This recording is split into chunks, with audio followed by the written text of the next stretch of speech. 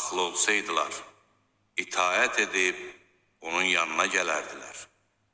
Onların qəlbində xəstəlik mi var? Yoxsa onlar şübhəyə mi düşüblər?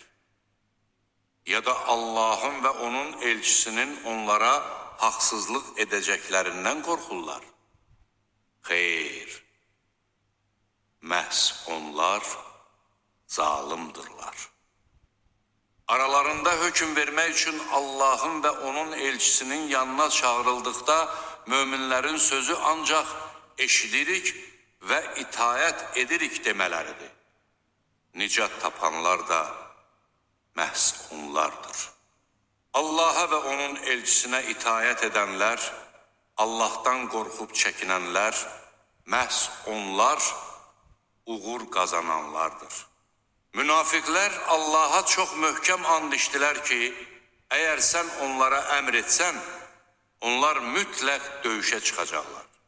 De ki, and içməyin, itaətiniz bəllidir. Şübhəsiz ki, Allah nə etdiklərinizdən xəbərdardır.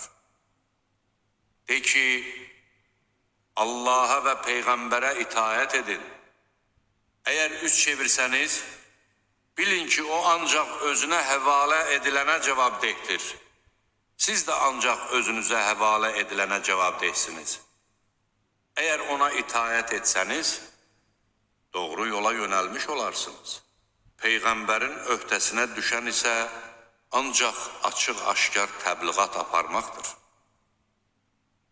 Allah sizlərdən iman gətirib yaxşı işlər görənlərə vəd etmişdir ki, özlərindən əvvəlkiləri varislər etdiyi kimi, onları da yeryüzünün varisləri edəcək, möminlər üçün onların özünün bəyəndiyi dinini möhkəmləndirəcək və onların qorxusunu sonra arxayınçılıqla əvəz edəcəkdir.